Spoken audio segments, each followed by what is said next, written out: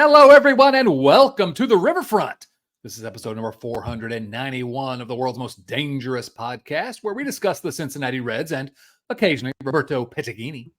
I'm your host, Chad Dotson. With me again this week, everyone's favorite, Nate. How are you, Nate? I don't know about everyone's favorite. I'm probably someone's favorite. Not our mom, not our dad, but somebody's. I was going to say your parents. You're their favorite. There's no question. There was a time, but it was when I was just a baby. Chad, I am doing wonderfully. It's beautiful weather here in Virginia. The guys put a couple wins together. I'm ready to talk about it. How are you doing? I'm doing well. Happy to be talking about the Reds again. And you're right. There for a while, it looked like this was going to be a downbeat, sort of a downtrodden episode of the Riverfront, because it wasn't a great week, great 10 days, really. But some light comes out of the darkness here in the last couple of days. Before we get into that, if you're watching on YouTube, hit that like button and smash the subscribe button. Do not just press the subscribe button, okay? Don't click on it. You have to smash it, otherwise it doesn't count. So just, if you're not going to smash it, just forget about it. Go subscribe to some other dumb YouTube channel. If you're listening to the audio version, hey, come out here every single week, not just every week. If you subscribe to this audio version of it in your favorite podcast app, whether that be Spotify, Apple Podcast, Outcast, that's my favorite, then you get it delivered to your show delivered to your ears every single week. And of course, not only that, you get the Late Night Reds talk show delivered to you every Sunday night. So anyway, so the week was not great to begin, Nate. The Reds were, of course, after losing 2 out of 3 to Milwaukee before the All-Star break. Since we last podcasted, the Reds were swept by Milwaukee at home, lost the first 2 against San Francisco. That's the Giants at home. It was a 6-game losing streak. In the first 5 games of that losing streak, the Reds scored a total of 5 runs. And at that point, the Reds dropped to second place, 2 games out. Now, we don't want to dwell too much on that, but that was a rough stretch. And some people, not you and I, although maybe we wavered a little bit, some people use that as an opportunity to say what they've been waiting to say. This team's not for real. This team is frauds were the term that was used in my Twitter comments a couple of times. But where were you, Nate? What were you thinking after that? It wasn't a fun time because what we had enjoyed all season was the offense, and disappeared on us somehow. Yeah, for me, the problem was less the losses as it was the extremes of the highs from the win streak and where we were heading into the All-Star break to the lows that followed. You have that little, the All-Star week, and all of the momentum, all of the energy, all the enthusiasm is just gone, and you're hoping it's still there when you get back. These breaks they're great, I would imagine, for a lot of older players that need a rest, want to get down there, get a little sunshine, hang out with the family. But some of these young guys that don't need the recovery, I bet they want to just get out there and keep on hacking.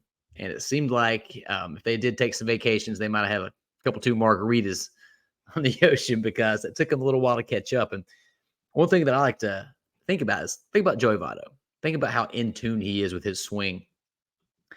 Taking a week off and losing that timing is a huge deal. And that's got to be true for all these guys. I mean, look at a lot of those scores. The Brewers weren't putting up tons of runs either. So it was tough. I never wavered. This team wasn't as good as, they weren't going to win every game the rest of the season. They weren't going to win 75% of their games like they did in June. But they're not as bad as that losing streak either. They got back on the right track, had a chance to win a lot of those games. And I'm just as pumped as I ever was. Still having a good time over here.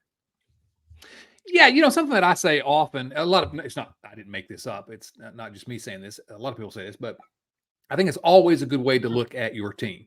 It's this: a team is never as good as they look at their best, and they're never as bad as they look at their worst. It's somewhere in between. We saw the Reds' best during that long winning streak. We saw some of the worst here recently. And so the truth is somewhere in the middle. The Reds, as we record this, are 6 games over 500. They're 2.5 out of the division lead. And here's my question to you, Nate: were you surprised it was the pitching that kept the Reds even close in those games instead of that's the part that blew my mind. Yeah, we've got to be right. I'm assuming my theory about the bats needing that timing, that extra time is true, because the Reds had the second worst team ERA in the majors, like second or third or something like that. But that kind of kept them close. I mean, they were honestly just a couple of timely hits and a couple of untimely base running blunders from taking as many as 4 of 6 in those two Brewers series. So, yeah, I mean, Graham Ashcraft looks back. Go look at his numbers his last 4 starts. Looking fantastic. I can talk about that all day. 5 runs allowed total in his last 4. Andrew Abbott had a little blip on his radar, but back to shoving today. I think that, just kind of like what you just said, even the pitching isn't as bad as what we've been seeing, except for maybe Luke Weaver. Yeah, he's even worse somehow, and the Reds keep winning those games. So anyway, I think what you said is an important point, which is that even though in that 6-game losing streak, the games were close. I mean, and that was the function of the pitching keeping them in there. But it's not like the Reds were getting destroyed and all of a sudden they were exposed as frauds. So, and then of course the last 2 games, the Reds. Well, first of all, the 6th game of that losing streak, the Reds scored 10 runs. So, the offense is back. Happy you learned to putt. And then game 3, Wednesday night, the Reds snapped the losing streak with a 3-2 win versus the Giants. And all I have to say is Will Benson is the GOAT. Home run, a 3-run home run. So only 4 hits in that game, but 3-run home run. And the Reds win. Will Benson, and I guess you already talked about it, but we're going to discuss the pitching here in a moment, and the Reds have to get pitching. But boy, just seeing Graham Ashcraft once again coming out, and it seems like every start is getting a little bit closer to what we saw before when you fell in love with him and when I thought he was a fraud. And so I don't know. His last start, just to me, that was. Again, it made me take a deep breath and say, okay, the Reds have lots of problems in the rotation, but thank goodness that it doesn't appear Ashcraft is going to continue to be one of those. So go ahead. I'll let you wax poetic. Yeah, there are a couple pretty glaring statistics. It's always been the book on Graham Ashcraft. Throws a lot of ground balls. His ground ball streak or percentage during that little rough patch he hit is 10 percentage points lower than it was before and what it's been in his last 4 starts. So he's got that third pitch again, which he kind of went away from. He said he lost the feel for it. I didn't pitch, so I don't understand how that works. Maybe Carlos could tell us. But he seems to have figured out whatever it is. And think about the outlook of this team. If he is truly back and Andrew Abbott keeps doing Andrew Abbott things. Okay, yeah, they still need pitching. They still need pitching in a really, really bad way. I was wondering where you were going with that. If Hunter Green comes back as Max Scherzer and Nick Lodolo comes back as Justin Verlander, then they're fine. Never mind. They're better than I guess we feared they could have been if they have those 2 guys, but right now that's really all they have. But mostly, I don't want to stop these rants before we talk more about Will Benson. Can we talk about Will Benson, please? We're just about on a 2-month sample size of him being freaking awesome. He's a dude. I think he is a legitimate dude. And the best 8-9 hitter in the league. He's constantly hitting at the bottom of the lineup. Yeah. And again today, we'll talk about. We talked about yesterday when he hit that home run, but today 2 for 3. He had a couple of doubles. He's hitting 289, 915 OPS now. Had another walk. The guy, he gets on base. He frankly should be the leadoff hitter on this team if we're being serious. And I presume David Bell's being serious, but he disagrees with me on that point right now. But yeah, is he real? Who knows what real is for him? A player is similar to the team. They're not as good as they look at their best, not as bad as they look at their worst. But I see no reason to believe Will Benson, who came with a pedigree, 1st-round pick, who has legit tools. He clearly can get on base. He clearly has the power. He's clearly athletic. He's a guy, and he's one that can be added to this young core that maybe we didn't expect. And it kind of goes back to the theme of the year, which is everybody is actually turning out to hit their 75th, 80th percentile what they could have been. With some of these players, it may be way more than that. I think Matt McClain's probably been better than anyone expected he could have been. But yeah, Benson, I don't know what to say. I've been telling you guys, Will Benson is the real deal. And finally, I was correct about one thing. Yeah, we talked about the outfield being a huge point of emphasis that this team needs to address. And I think they do still need a reliable right-handed bat, unless Christian Encarnacion-Strand is going to play a corner spot. But, at least 1/3 of that outfield is not as big of a concern as it was a month ago, 2 months ago. Well, before the season, I mean, if we're going to be honest, it looked awful. The outfield looked awful. And in the meantime, you have Will Benson. You have Spencer Steer, who's now playing a lot of outfield. You have TJ Friedel, who should have been an all-star. And that's not even to mention Rake Fraley, who has been healthy, number one, which he never has been before, and has been performing better than could have been expected. So, yeah, it went from being like the weakness on the team into the strength. Go ahead. You're going to say something? Yeah, I was going to say a lot of what I'm trying to get at in this little early part of the show is this team's still good. I'm still having a ton of fun. I'm still glued to the TV every single night. Don't let that skid confuse anybody. This team is as fun as any I've ever watched. I thought that's a very good point. And I'm glad you made that here early on, because there were a lot of people, 6-game losing streak really caused a lot of people to check out. And I get it. This team's been awful, or this franchise has been awful for so many years. They've broken your hearts every single year. I wrote a piece last week that said, is this team going to break your heart? And I said, and my response was, I really don't care if they break our hearts, quote unquote, like previous teams have, because they've been so much fun. They're going to continue to be fun. And if they don't make the playoffs, or if they finish, if they fade at the end of the season and finish in third place or something, I don't care, frankly. They're still fun. But I don't think that's going to necessarily happen. I think if you look at the standings right now, it's basically a 2-team race. I mean, the Cubs are 8 games out, something like that, in third place. The Cardinals and Pirates are way behind, and Cardinals evidently looking to sell some guys, so maybe not even attempting to don't stay in this race. I think they've won five in a row as recording, so they have, but they're stupid voodoo magic. and maybe they will change their minds, because right now 22 teams probably can talk themselves into thinking they have a shot, which is why we'll talk about the trade deadline here in a little bit. But that's why I think it's going to be a little difficult for the Reds to do anything, is because so many teams think they're in the race still. But no, the Reds are still good. They're not.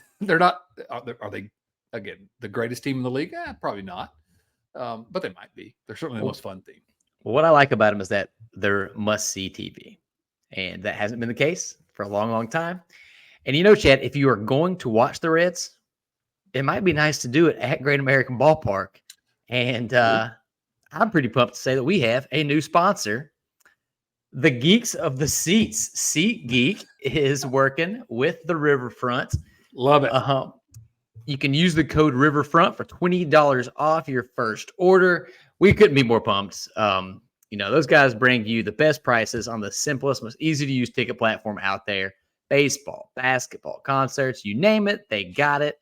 And if you're familiar with stoplights, you're familiar with their program, they get a 0 to 10 score. And to let you know if you're getting a good deal or bad deal, and green means good and red means bad. So much like most of the Cincinnati Reds teams of our lifetime, red means bad. Stay away from those seats. So yeah, click the link in the description to download the app. Remember the code Riverfront, one word, Riverfront, to get $20 off. $20, man. Tickets at Great American Ballpark. Not expensive. That's a steal. So shout out to SeatGeek. We're pumped. Thanks for sponsoring. Use them, buy them, love them. That's all I got. Nate, I've never used SeatGeek. May I also use this code? For your first purchase, absolutely. And we might have something to announce relatively soon that would allow you to purchase said tickets. That's where I'm going, and maybe some others would like to purchase a ticket to be there. Well, anyway, we'll get ahead of ourselves. Maybe next week we need to plan to drop that big news next week, Nate. Keep them listening. Leave them wanting something. Last thing I want to say about the games this week, you did mention Andrew Abbott, but today, Andrew Abbott, and again, the Reds split the series with the Giants, thanks to winning the last two, and today with a 5-1 win. Andrew Abbott, 8 innings pitched, 1 hit. He gave up no runs, 6 strikeouts, 2 walks. His ERA now, he's 5-2. His ERA is 2.10, and I don't know what else we really need to say about him. He continues to dazzle, and just I don't know that I've ever seen a Reds rookie look like this. And the Reds, we talk so much about Green, Lodolo, and Ashcraft as rookies, but they struggled. And Abbott's going to struggle, but his struggles this year have been just like you called it earlier, a blip on the radar. So anyway, exciting, really happy for Andrew Abbott. I love that he said after in his post game that he didn't feel like he had his best stuff today. He thinks one hit ball and said, could have done better. Also worth pointing out, the Giants, one of the hottest teams in baseball. The Giants have been on a heater. They are a really good ball club. So if you're feeling down after a tough sweep, don't get me wrong, it was tough against the Brewers. Splitting 2 out of 4 against a red hot Giants team is nothing to be upset about. Yeah, absolutely, 100%. So let's move on to some of the other news, and maybe the biggest news, frankly, of the week. We kind of buried it here. You mentioned his name briefly earlier, but after that Milwaukee series where the Reds were swept, Cincinnati promoted Christian Encarnacion-Strand. CES, that's what the kids call him these days. Christian Encarnacion-Strand. Christian Encarnacion-Steer, as someone called him this spring. And no one lets him forget. So anyway, after that sweep at the hands of the Brewers, Kevin Newman goes to the injured list with gastritis. I would encourage you not to look up what gastritis is. And rest in peace, Kevin Newman. I hope you're okay. Hope your large intestine's okay. So anyway, Christian Encarnacion-Strand destroying the ball in the minor leagues. A little bit of a rough stretch there at one point, but basically since he got back from his injury, destroying the ball. And what did you think, number one, of your first look at Encarnacion-Strand, and also where does he fit? My first look tells me that whatever concerns they had about bringing him up sooner were founded. I think the guy did need to practice a little bit of plate discipline. He did, and he got good at it. And it turns out he doesn't need it. He hasn't walked yet. I hate you putting the word tool behind anything. He's got a good pitch tool. He's got a good hit tool. But a hit tool is just a bat. It's the tool you use to hit. But whatever hit tool is, he's got it. They talked about today in the radio broadcast how there was a ball down and away that most players just swing, and they swing through, and they whiff at, and they reach for, and he just crouches down, gets his head close to the ball, and he rakes it, and it's a line drive RBI. He makes this about as scary of a 1 through 9 as I've ever seen. And as for where he fits, I personally love the plan that they're talking about doing, where just one guy gets a day off every game, and they'll just rotate 10 above average league hitters day to day.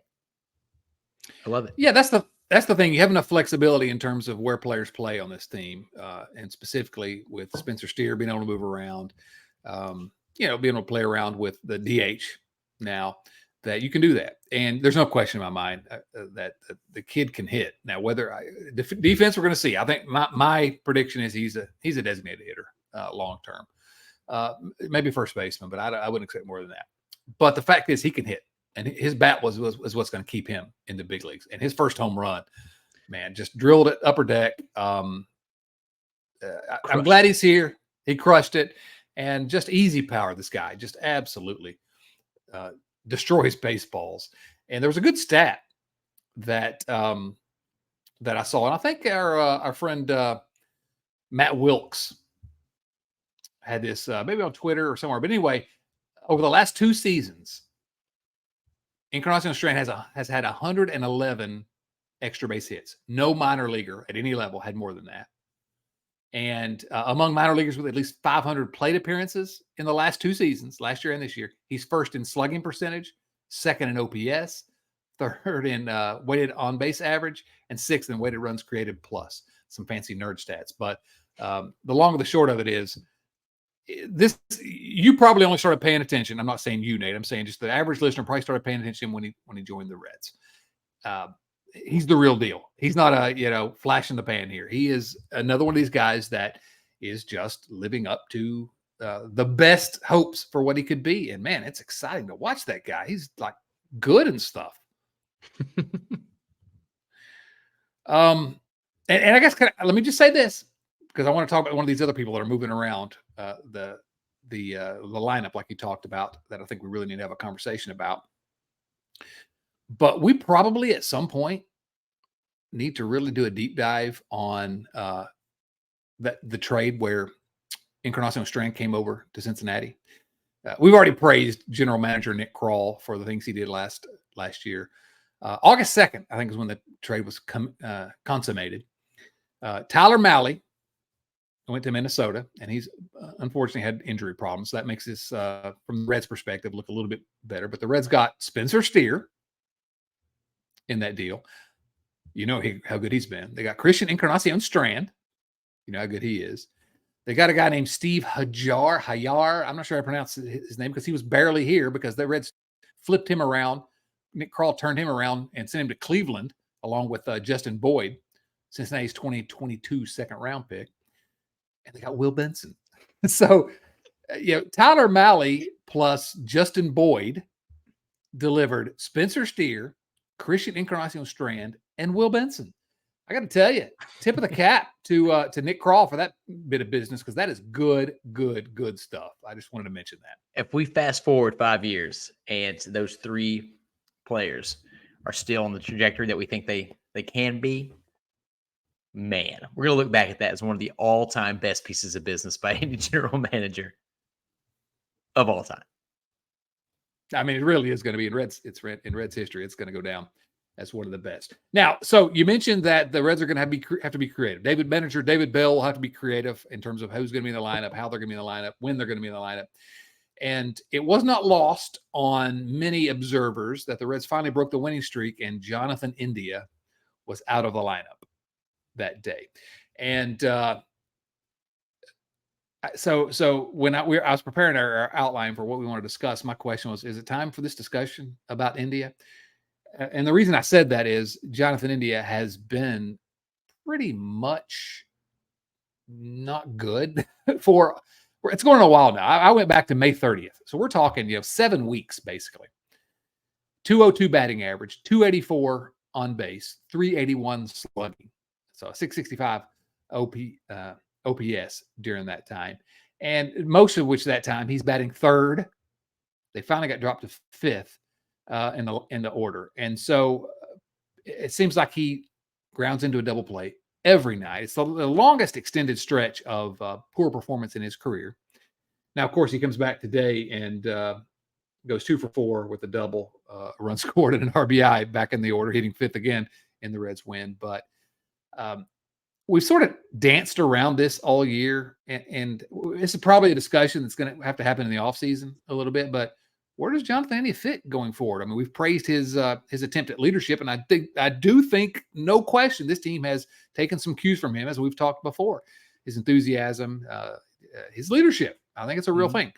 But the fact of the matter is, he's been pretty bad for quite a while now, while the Reds have been good. So maybe that makes it look even worse. Where are we on Jonathan India right now?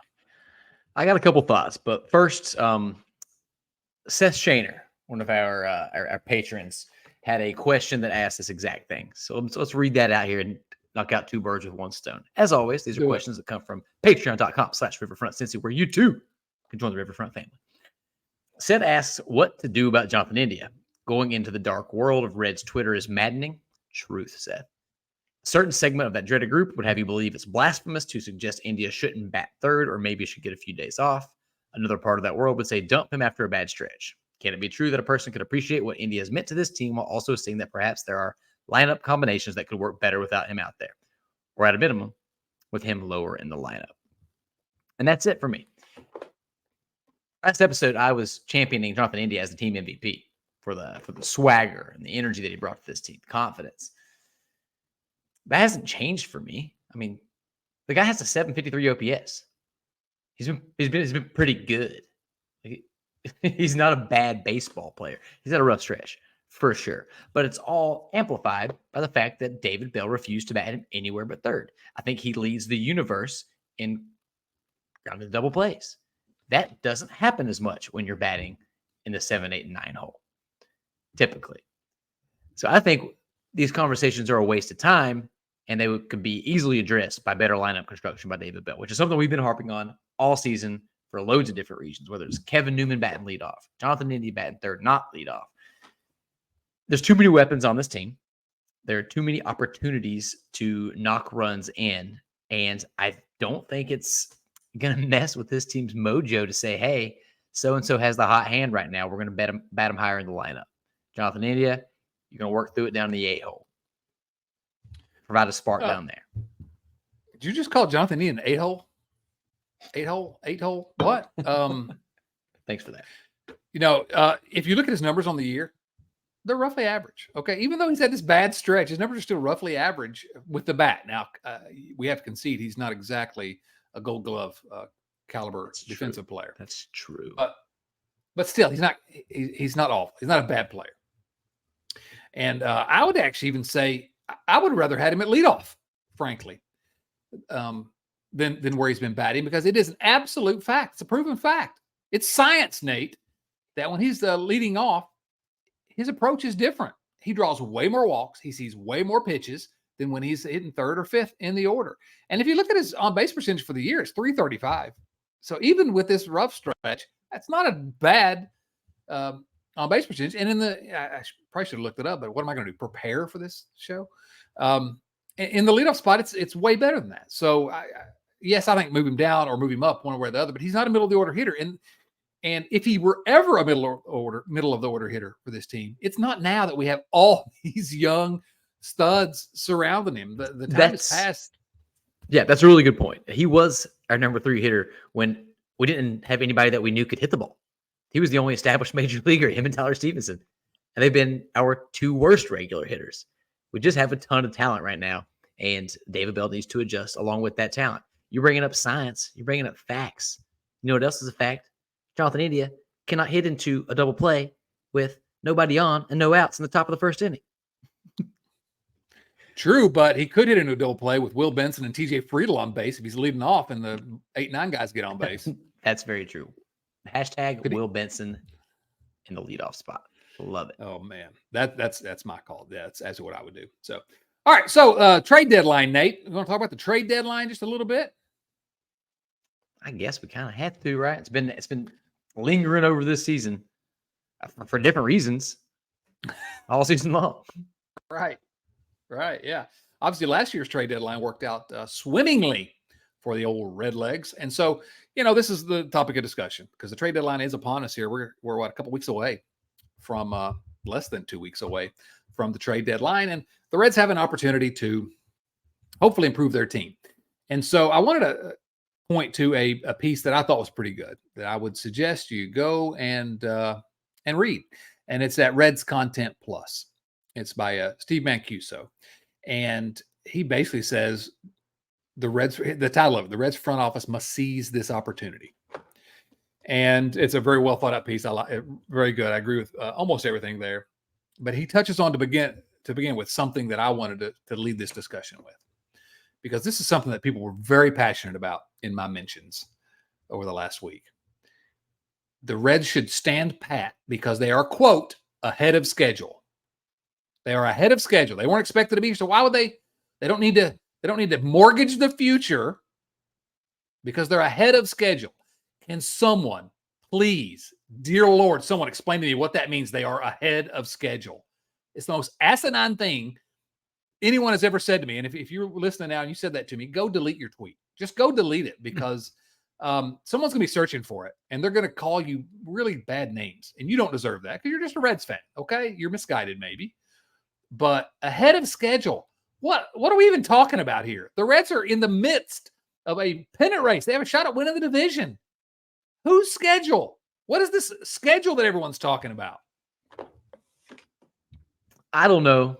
I don't get it. It's driving me insane. I have come up with a new rule for being on Twitter, because I'm pretty new to Twitter. I think I got into Twitter like late in the 2021 season. And now anytime my body temperature starts rising, I just log off. So I'm not spending a lot of time on Twitter these days, is what I'm saying. But you got to make a run at it. I feel like folks have just forgotten what it feels like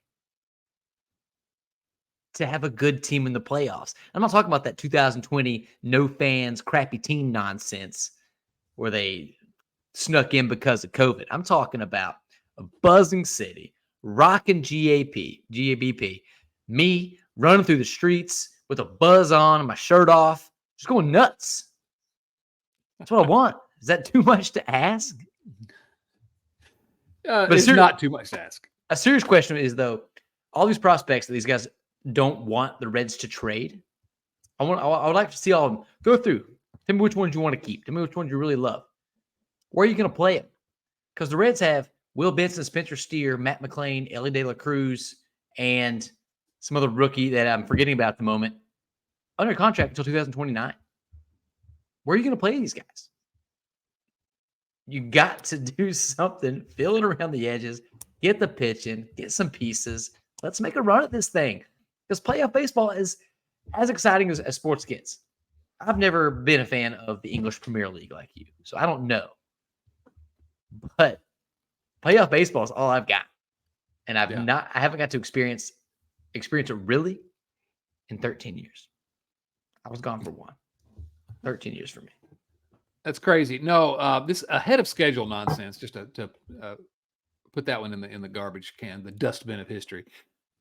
Before the season, there was a schedule that not only we had in mind for this team, but it's clear that the Reds front office had it in mind.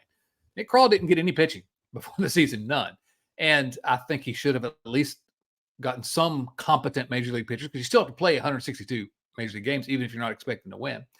But it changed because all these kids were way better, way earlier than expected. So that schedule where you think this year, 2023 is a sort of a transition year. And frankly, my idea, it was probably 2024, at least part of it was a transition year. Then maybe later in the year, the kids are all fully integrated and you kind of see where the holes are. And then you go into 2025 and you really start filling those holes. Okay. Well, toss that in the garbage. Forget about that quote unquote schedule. It's not the schedule anymore. Whatever you think the schedule was back in March, it's completely irrelevant. What we have now is a team where a lot of these kids have gotten better quicker, and where you have a division that's straight garbage.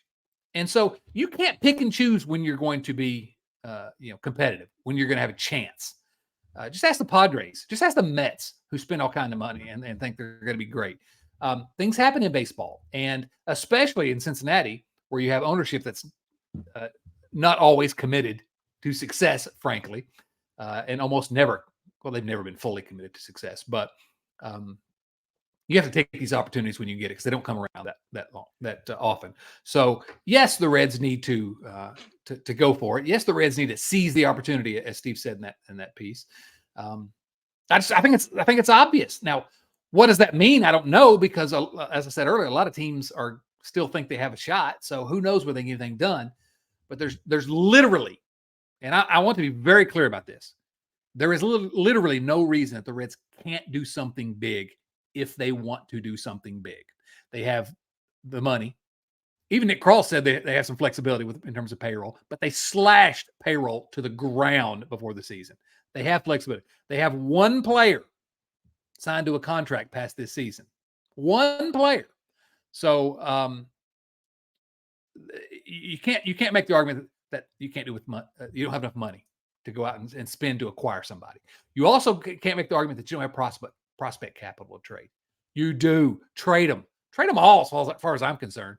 I mean, get some people in here that are going to, somebody said the other day, I saw it on Twitter.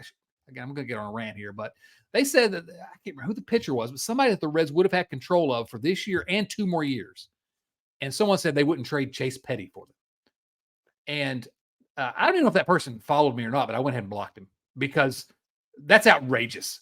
That's outrageous. You wouldn't trade a kid that's in A-ball for someone that is a proven big leaguer already. Chase Petty may be great. We don't know. Give me some proven big leaguers. That's all I'm saying. All right. I got off on a rant there. When you're driving to the beach, you got a long road trip with the family ahead of you. You're tired. The kids are making noise in the back seat, stopping for bathroom breaks all the time. And the GPS says you're going to get there at 3 p.m. And you're just ready. You're ready to get there. And suddenly, your route changes a little bit. It updates and says you can save an hour by going this other way. Yes. What are you going to do? You're going to say, screw that, and just pull over on the side of the road, wait an hour? It's like, I'm supposed to get there at 3. 3 o'clock is the time. That's the only time. No, you take the other route. You get there at 2 o'clock. You enjoy an extra day on the beach, the sunshine, and the waves with your family. And you think, your lucky stars, that you had a chance to do it. That's what Yes, the Reds absolutely. need to do. A couple other good points that I from that article, and cannot recommend it enough. It was fantastic. Some of that extra money they have is because they were expecting, that Bally wasn't going to pay up, Bally Sports, but they did, so they got that money back. The value in getting this young roster some playoff experience, I think that is something that's difficult to quantify. That could be huge for this team going forward. When you have control of these guys for this long, get them a little taste, get them a little nibble or more, because who knows what happens once you get there. And then the last one is that Nick Krall has proven that he does know how to identify talent. He's done it with big league pitching. He got Luis Castillo. He got Trevor Bauer. He got Lucas Sims, Sonny Gray. Like, if you're a Krall guy, there's plenty of reason to want him to go out and target some guys. That's it. That's all I got. Yeah, I guess the only thing I would say is I wouldn't give him full credit for some of those guys. Dick Williams was around, but Krall's part of that team. And True. but I think I also want to sort of go back to something you said a moment ago and look at it from a little bit of a different angle. The fiscal angle. What you said about giving these guys a taste. 100% agree with you. 100% agree. But if the ownership here had 1 ounce of awareness of what's going on, first of all, you saw what happened when the Reds started to play well. Fans came back. Okay. The crowds were there. If the Reds were to make a playoff run here this year, even if they flame out in the first round or whatever, if they made a playoff run here and these young, exciting guys got in, and if they went out and actually acquired people at the deadline to make that run, I don't think you can. It's hard to quantify in terms of dollars that will go in the pockets of the stupid Castellini family and the other ownership. It makes so much sense to the bottom line of this franchise going forward, because you want to know what season tickets are going to look like next year. If you actually try at the trade deadline this year, and if you actually make a run, and these young guys are coming back next year, the excitement will be it'll actually be as high as any in probably since 91. I don't know that it would have been more excitement about a Reds team since then. Maybe you could say 2000, 11 or something, where they kind of vomited all over themselves. But I just think it makes all the sense in the world to go for it. Yeah, no, I think that's a really important point to make. How many times have you talked about how your son has now sitting down watching the Reds play? He's texting you about the Reds. How many people are like this younger generation that has been lost? You talk about it all the time. They still lost a generation, but they really have a chance with the guys like Ellie De La Cruz to capture another generation that I didn't think this was possible, but they do have the chance to do it. And that's money that's going to be spent for 50 years. Right. Yeah. Which they won't get to spend if they sell the team, but it's neither here nor there. How short-sighted would it be? This is actually, I'm going to say something here that is just now occurring to me just a little bit. How short-sighted would it be for the Reds not to go for it here? And, but when I say that, I have to concede one point, which is that the biggest problem, I'd say the biggest problem with the Castellinis over the years has been they won't stick to a plan. They just change their minds on a dime and go some different direction. And here, what am I doing? I'm calling for them to change their quote unquote plan. Because if they stick to their plan, it would be, well, we'll wait till 2025 to be successful, because that was their plan. I really believe that.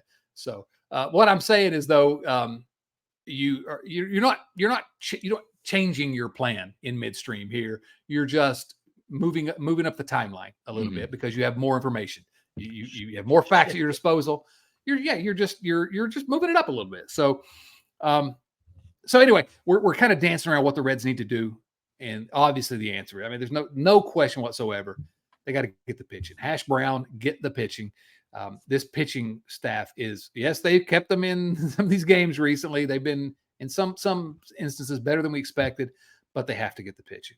And I guess one positive note is there were some rumors last week that the Reds had at least reached out to the White Sox, who have a couple of, maybe even 3 pitchers that I would be intrigued to at least kick the tires on. Now, whether the Sox are going to end up trading those, I don't know. But there were rumors the Reds are at least out there looking. We got news this week that Hunter Green is going to be back sometime in August, quote unquote, sometime in August. And then Nick Lodolo a little further behind, could it even be September? I'll just say this. I would not, if I were the Reds, I would not count on either of those guys being back. And if they do come back, great. I think the Reds want to be serious. They need to at least get two. And I'm not talking about going out and getting Shohei Ohtani, although, oh my goodness, please. But I'm just talking about get me two dependable big league starters. And then Green and Lodolo do come back. We're in good shape. Go out and get me at least one, maybe two relievers if you can.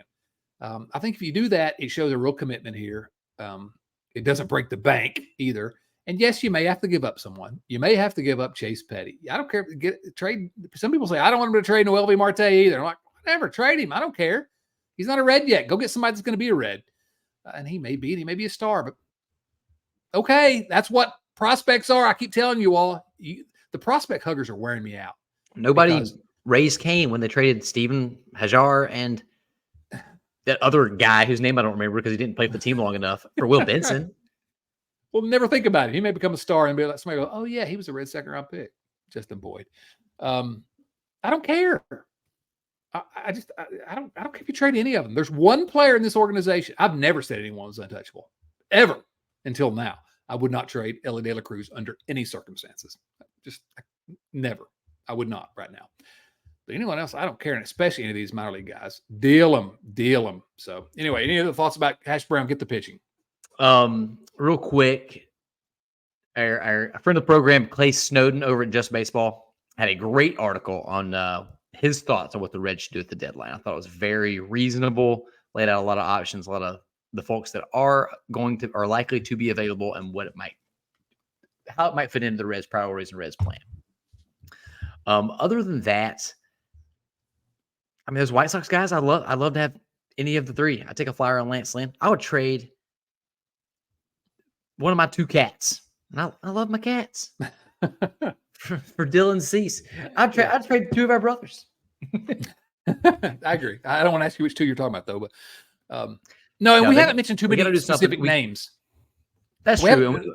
Maybe we should table that for a later episode when actually we can spend a little more research on specific guys. But Brandon Williamson has taken a step. It really looks like he's taken a step forward. He was a big prospect.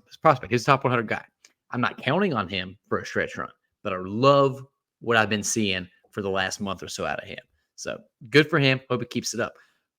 But Luke Weaver has been a dumpster fire. Even though the Reds somehow win his starts most of the time, he has been horrendous. He has only been marginally better than you or I would be, because we would also not make it to the fifth inning. Ben Lively, who I might be his biggest fan in the world. I'm loving the Ben Lively era. The guy wasn't in the league 2 years ago or a year ago. I don't expect him to be our savior come playoff baseball. But as rotation depth, yeah, sure. We have to have people. You don't want to go into a playoff series with Brandon Williamson and Ben Lively having to make starts. Not this year. They got to do something. No, I think that's a really good point, which is that if the Reds had really thought they were going to contend this year, they could have gone out. The Ben Lively's and the Brandon Williamsons are your number 5 starters, in the mix to be your number 5 starter maybe. And I'm with you on Williamson. He's progressing. I mean, he's a perfectly cromulent number 5 starter, frankly. No issues with that. Lively has been incredible, but it's going to strike midnight, I fear, at some point. I don't approve of him wearing those glass slippers on the mound, but I'm thinking that his time might be up. But I hope not, whatever. So, yeah, that's why you got to go. And the reason I was going to say we haven't mentioned many names, and I don't know that it makes any sense to mention too many names because there's so many moving parts. By the time we talk about it, something's changed. Some team's in contention, some team's out of contention. Some other team is offering more that the Reds just can't quite match. Yeah. There are 14 teams that want every player the Reds want. Right. But the Reds have something that every team doesn't. Good prospect depth and money to spend. So the Reds should be players. Don't let them tell you that we couldn't do it because it was too pricey. They could do something if they want to do something. We'll see if they want to do something. Yeah. So Nate, not really much other to talk about in terms of roster moves. The Reds, Tony Santillan came up for that doubleheader. Levi Stout came up. Daniel Duarte went down. Whatever, the reliever carousel.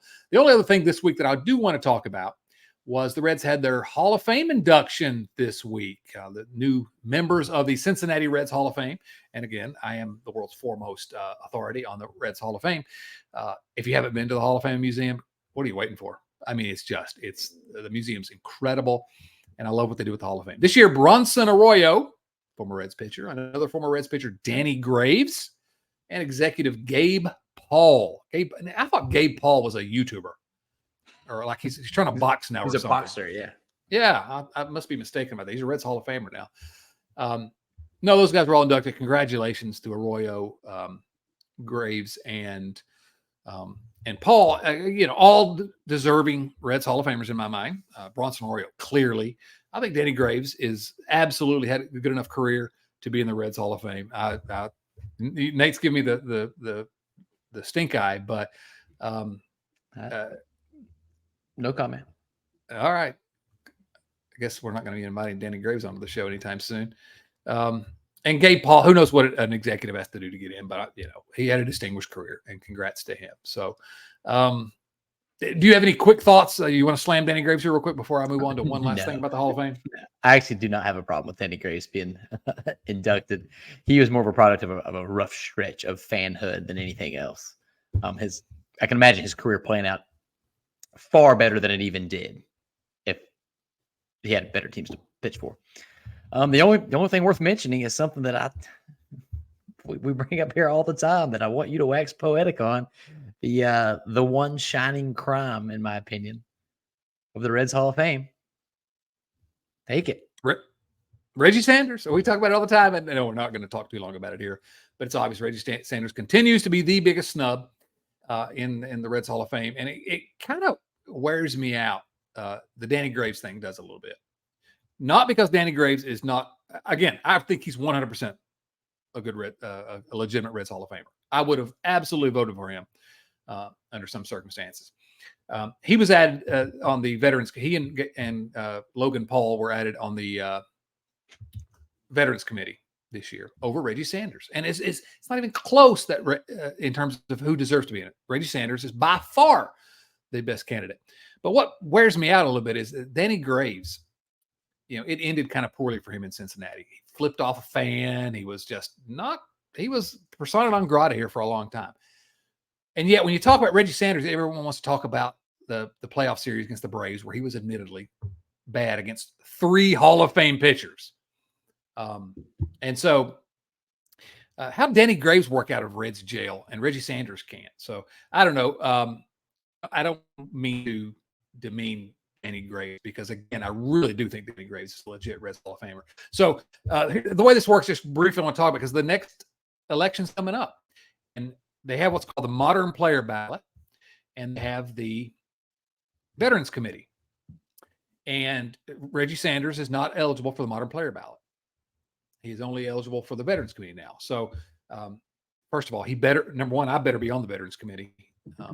Also, go to chat. Makes me feel really old that Reggie Sanders can only be inducted by the Veterans Committee. I know, right? Yeah, absolutely. Absolutely. So I did a little bit of a breakdown on the modern player ballot, though. I'm going to do more of a breakdown at chaddotson.com at the Riverfront newsletter, but about I'm going to do a breakdown of who the best available other than Reggie Sanders on the Veterans Committee next year. But I went ahead and wrote this week a little bit about who is going to be picked on the modern player ballot next year. I think it's going to be pretty clear. I don't think it's going to be close, because there's a new player becoming eligible. But the way it works, for those of you who don't understand, is they induct people every other year. So what's going to happen is the election for the next one is going to take place in 2024. And the fan, media, Reds alumni pick the modern player, and the Veterans Committee picks any veterans that they're going to go in. That don't qualify for modern player ballot, and then they'll be inducted in 2025. So they have an election every other year, and then an induction the following year. So next, the players who were on this last modern player ballot who didn't get selected, I expected will probably have a good chance of being on the modern player ballot again next time. It's Aaron Harang, Aaron Boone, Francisco Cordero, and Scott Rowland. So to me, out of those four, Aaron Harang is a clear Reds Hall of Famer to me. The other ones I can't quite get there. Coco made a couple of all-star teams. So yeah, Aaron Boone was, I don't know. Pretty bad. He was a Red. Scott Rowland was an important part of the Reds teams, but he really only had one good, like 3/4 of a season in Cincinnati. But he was part of that 2010 team, and he was an all-star. And so I expect those four will have a shot at being back on the ballot next time. The other guy is the new guy that's going to be on the ballot is a slam dunk Hall of Fame candidate, and I expect will win the modern player ballot vote next year. And that's going to be Brandon Phillips. So BP has an argument. I think he's probably the third best second baseman in Reds history, but you can make a really good argument. He's the second best second baseman in Reds history, behind, of course, D'Angelo Jimenez. And so I think he's going to be a slam dunk. So next time it's going to be Brandon Phillips and Reggie Sanders are going in. I'm going to speak it into existence. We'll certainly be speaking about it on here. We will, because I'm so irritated by Reggie Sanders getting snubbed, and I shouldn't be. Reggie Sanders hasn't even, paid me to say that in months, and I'm still saying it. Reggie Sanders never paid me to say that. All right, so Nate, you want to do some viewer mail? Yeah, let's rock. I'm ready. All right, viewer mail. This week, as always, first of all, these questions come from our friends at patreon.com/riverfrontcincy. That's patreon.com/riverfrontcincy. And this week, Nate, new addition to the family over there at Patreon. This is always exciting. New member of our beer league softball team. So this guy, Joe Atkinson, good guy, good follow on Twitter. He asked me a question on Twitter one day, and then he followed it up by saying, I should probably just subscribe to the Patreon if I'm going to, pepper you with questions. And then very shortly after that, he signed up for a full year subscription, because you can get a discount if you go for a full year. A legend. And he got into our Slack channel. We talk about the Slack channel all the time, and that's a couple bucks a month you get access to our Slack channel. And he jumped in. We have a bunch of we talk about the Reds in there, but we have a bunch of different what they call channels in there about college football, about basketball, about the random topics, about the Immaculate Grid contest, books, right? The Immaculate Grid contest has been in fuego. It's been crazy in there. But we also have one about movies. And so Joe dipped into that one and said, Chad, if you just told me that there was a movie channel here, I would have joined Patreon, you guys at Patreon a long time ago. So Joe is a member of our beer league softball team now, Nate. And to me, he's a scrappy left-handed reliever. I don't know why I think that, but he throws hard, but he's a little wild, and his hair is even wilder. That's what I'm saying. What do you think? Am I wrong? Am I off base with Joe Atkinson? I like it. I initially thought about a little bit of second base action, and the scrappiness fits there. But we had a second baseman recently that I had a really good spiel about, so I don't want to tarnish that one. So I love it. I like it. He's a lefty reliever in the mold of a Ricky Karcher. I don't remember if Ricky Karcher was left-handed or right-handed, but he was right-handed, but that's all right. Joe's going to come into our lives. He's going to make an impact, and we'll never forget him. I think he probably has a little more command than Ricky Karcher, but not a little more staying power. That's right. He's going to be with us for a long time, unlike Ricky Karcher, who, again, rest in peace. Joe, thank you so much, buddy. Really glad that you joined. I really enjoyed getting to know you a little bit in the Slack channel this week, and look forward to getting to know you even more in the coming weeks and months. First question, Mike Perry. Mike Perry says, what needs to happen this season in order for a movie to be made about this team? What needs to happen? Do we see the Reds going on a 20-game winning streak here in August and wrapping it up? And then all of a sudden there's a Nick Kroll biopic coming out next year starring that's another question. Who stars as Nick Kroll in Ed Helms? Ed Helms is absolutely Ed Helms. That's perfect. That's perfect. So I don't know. I think the Reds are going to have a Moneyball-esque streak, and then Nick Kroll's going to become the new Billy Bean. Everyone's going to just laud him for his ability. And there'll have to be a movie made of him starring Ed Helms. I love it. I want to go just full on. This story is too good to pass up on. And I think the Reds need to sneak into the wild card. Late regular season winning streak to sneak into the wild card. Kind of like the Cardinals 2 years ago. So then they have the nobody believes in us angle. The rookies carry the team to the World Series. Multiple walk-offs and multiple playoff games by rookies to keep that storyline going. And then it ends in a nail-biter of a World Series Game 7. I'm thinking 1-9. Hunter, maybe Andrew Abbott throws a gem. And then bottom of the ninth, Joey Votto, walk-off bomb. And then he just rips his jersey off and disappears for the rest of his life. Comes back like 8 years later maybe and still wants to keep playing. Oh, he's got a big long beard. Yeah, he comes out of the wilderness. Yeah, he rounds third. He crosses home plate. Everyone's celebrating, going nuts. He just walks out into the dugout, up to the clubhouse, out of the stadium, never to be seen again. That is the story right there. The legend of Joey Votto. That's the perfect way. We set it up by the, all the kids are thinking better than the old guy. Love it. That's it. Sign me up. I'll buy tickets to watch that movie on opening night. By the way, Nate, got a couple of I purchased some tickets for a couple movies this week. Doing a double feature this weekend. You in? So surprised. I would love to be in. My better half is gone for a couple of weeks, so I am not allowed to watch the movies that you are going to watch without her. How pumped are you, though? Oh, man, we're doing a Barbie Oppenheimer double feature. I cannot wait. So exciting. Already purchased. Early returns, at least on Barbie. I haven't seen anything about Oppenheimer. Early returns, strong. Greta Gerwig starring there. Speaking of movies, we just went and saw Mission Impossible Dead Reckoning Part 1 together. I got to say, huge fan. Loved it. Thumbs up. Yeah, thumbs up. Very good. A little long, as I think you've noted, but man, that last 30 minutes, how crazy was that? I got the letterbox and I gave it 3.5 stars because I want to wait and see how they land the plane on Part 2 before I bump it up to a 4. I gave it 4, but I reserve the right to bump it back a little bit if they don't land the plane. But anyway, next question from Nathan Connor. Good or bad, 1 week does not make a season. Exactly. Reality lies somewhere between this past week and the week before the break. If you pause and think big picture, do you feel differently about the go for it now mentality? The new mantra is supposed to be sustained competitiveness.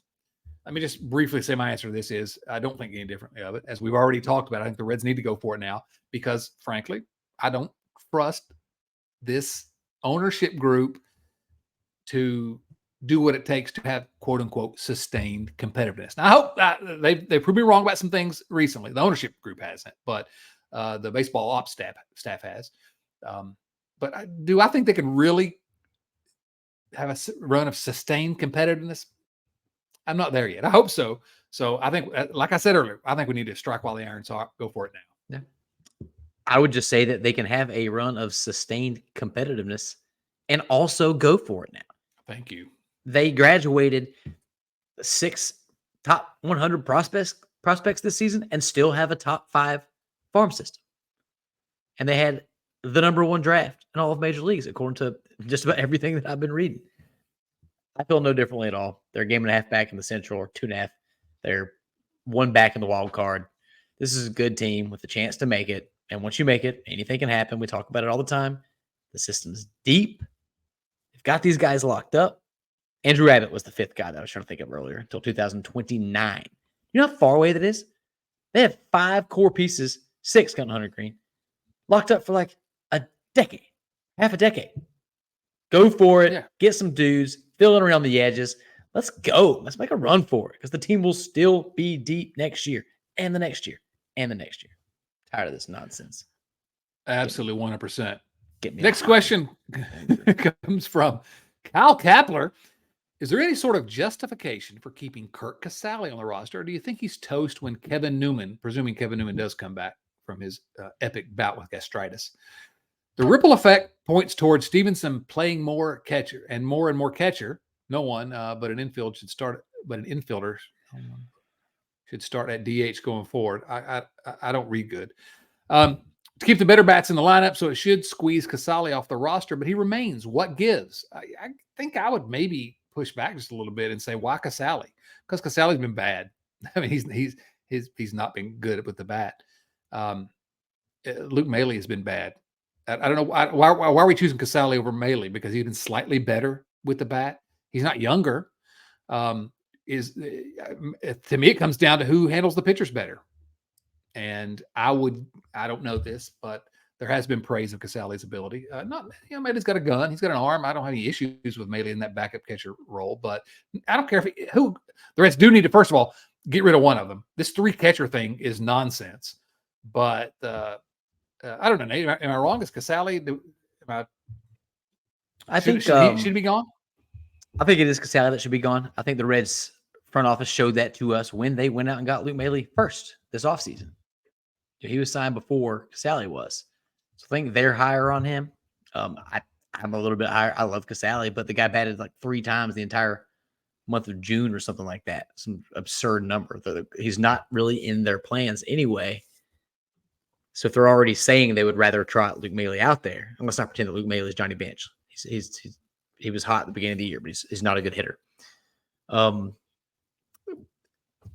you said, it's got to be one. It's got to be one of them. I don't understand the roster's too deep. It's too good. I don't know how you can continue justifying keeping those 2 on there. Kevin Newman going to the IL made it so they didn't have to make a decision yet. They're just kicking that can down the road. They're going to have to eventually, and it seems obvious to me.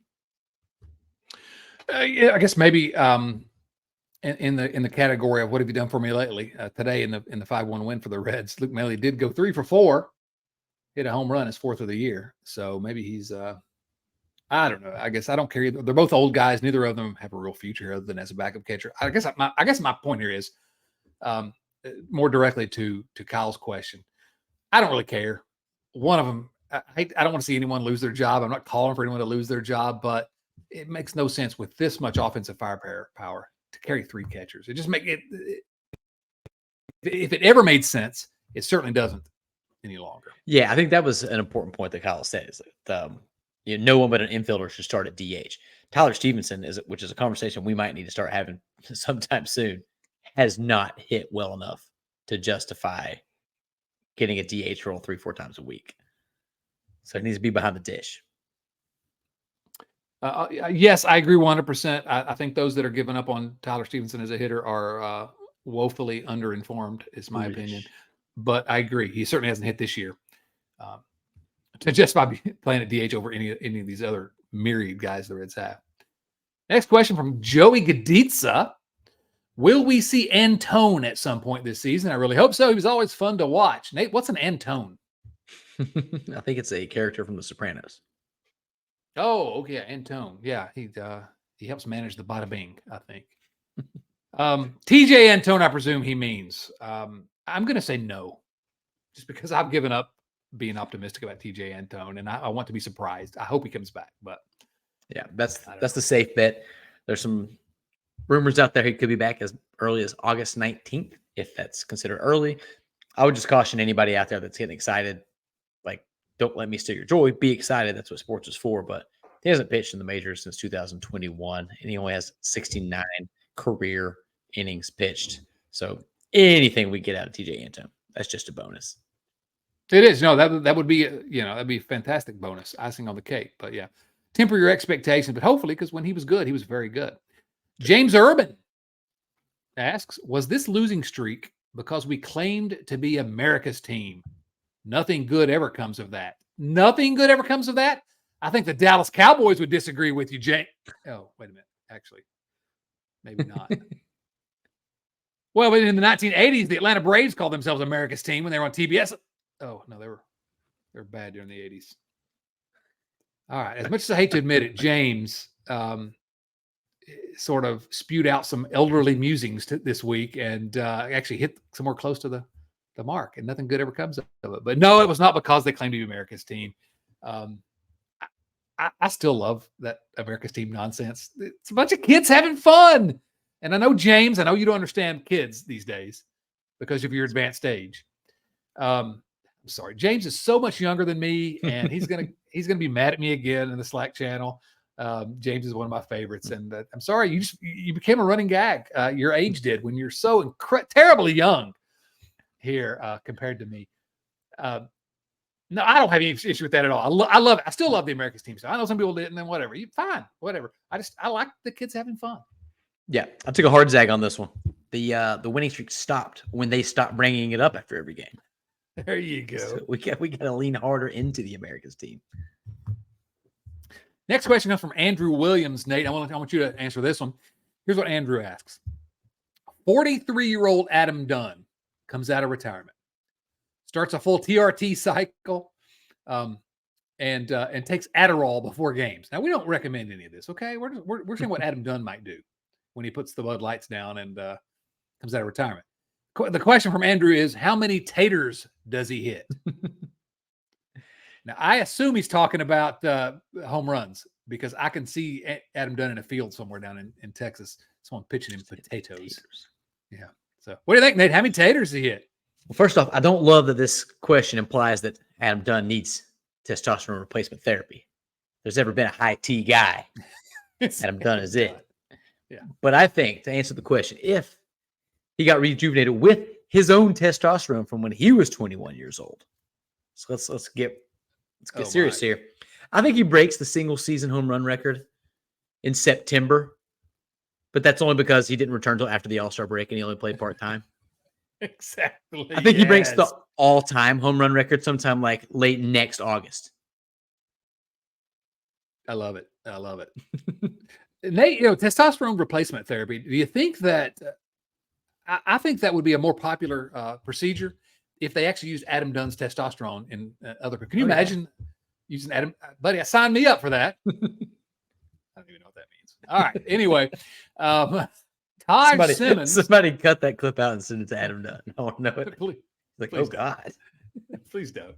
He'll have a restraining order against me quicker than you can say Adderall. I don't know what you can say. Taj Simmons, by the way, probably the best name in our family at Patreon. Taj Simmons asks this: have you ever seen a player struggle so much like Will Benson has, then come back and look this good? First of all, he does look good. Okay. He looks good as a baseball player too, but Will Benson looks good. Ever seen a player struggle that much and then come back to look this good? I don't know. I tried to think, and maybe you came up with someone. I couldn't think of anyone that looked so bad. And it was a small sample size, but he looked so overmatched. And then within a matter of weeks, he's one of the better hitters on the team. Could you come up with anyone? I tried and I couldn't. I couldn't think of anybody that looked bad in that they just struggled. They just looked completely overwhelmed and then decided that they weren't. I mean, Josh Hamilton popped out to me, bad for very different reasons, not anywhere close to comparable. But I don't know, Will Benson, just another super high T guy. Yeah, no, I like the Hamilton.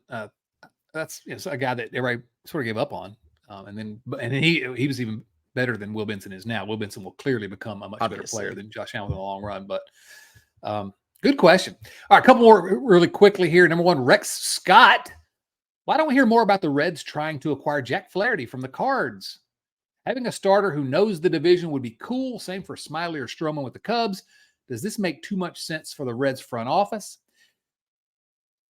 I'll let you respond however you want, Nate, but I'm not going to address the question. All I'm going to say is, Rex, I need you to turn in your Riverfront membership card at the front desk. Okay, we will refund you your membership dues that you for the what you've already paid, any prorated amount. If you're trying to suggest the Reds need to get Cubs and Cardinals onto this roster, how dare you, sir? How dare you? Rex, you are on my bad list now. James Urban, you're my favorite. Rex has taken your spot. Rex, you are out. I've had it all I can take of Rex Scott. Please, Nate, edit this out before we post this. What Chad meant to say was vote for Rex Scott as your Arizona supervisor. Exactly. I don't know about Flaherty. Like, he's kind of put together a nice string lately, but I just don't like his face. He just kind of seems like a beehole to me. I don't know why. He's just like a little bit cold in his interviews. To teammates seem to like him. I actually looked into it a little bit. He seems fine, but I don't want any Cardinals. I would actually love the Smiley call. I think Drew Smiley would be a great pick. Mutual option, so probably not sticking around if he pitches well, but I think he could be had for relatively cheap. Stroman would obviously be incredible, but he is already lobbying in the media for the Cubs to pay him more, so he's definitely not re-signing in the offseason. And I think he's probably the top starter available, the top rental at least, so he's going to cost a hefty amount. But mostly interdivision trades are just really hard to pull off. They are. And Stroman's a guy that I've been wanting to risk it for years. I mean, he's always been that guy that I thought would look great in a Reds uniform. And I guess I do need to say here, I just received a phone call from the home office, and I need to retract a previous statement. Okay, Rick Scott is actually a really great guy, and I've been informed that I didn't mean what I said, and I apologize. Okay. Okay. All right. One last question, and I did something foolish this week, Nate, because at Patreon we post the request for questions every week, and this week I said, kind of a rough week.